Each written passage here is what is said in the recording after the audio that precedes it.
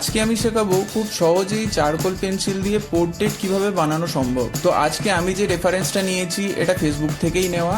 তোমরা সকলেই চেনো ওনাকে, লাভটার সেন নামে উনি একটা ফেসবুক পেজ চালান, খুব ভালো ভিডিও বানান, আমার খুব পছন্দের। সহজেই পোর্ট্রেট কিভাবে আঁকবো, তো তোমাদের ম্যাক্সিমাম জনেরই কাছ থেকে আমি এই কোশ্চেনটা পেয়ে থাকি যে আমি কিভাবে পোর্ট্রেট আঁকি। তো সহজেই পোর্ট্রেট আঁকতে গেলে প্রথমে তোমাদের যেটা দরকার সেটা হচ্ছে অবজারভেশন।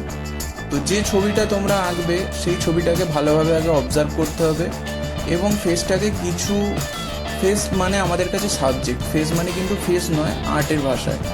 তো সাবজেক্টটাকে আমরা সিম্পলিফাই করে নেবো। সিম্পলিফাই করতে গেলে আমাদের কি লাগবে, প্রথমে পার্ট পার্ট আমরা ডিভাইড করে নেবো, কোন জায়গায় কি রয়েছে, কোন জায়গার ভ্যালু কতটা রয়েছে। যেমন ধরো চোখ, নাক, মুখ, এই যে জায়গাগুলো রয়েছে এই জায়গাগুলো কতটা অংশ জুড়ে রয়েছে। তো আমি প্রথমে পার্টলি ভাগ করে নিই এইভাবে।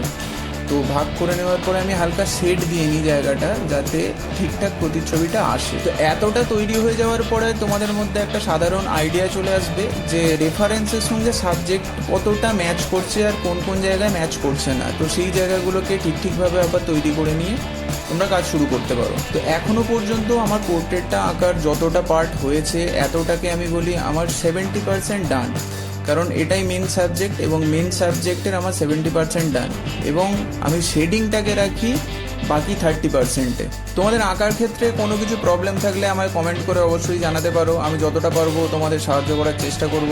আর কেউ যদি আমার পার্সোনাল ক্লাস নিতে চাও, আমি অনলাইন অফলাইন দুটো ক্লাসই করাই, তো ওখানেও জয়েন হতে পারো।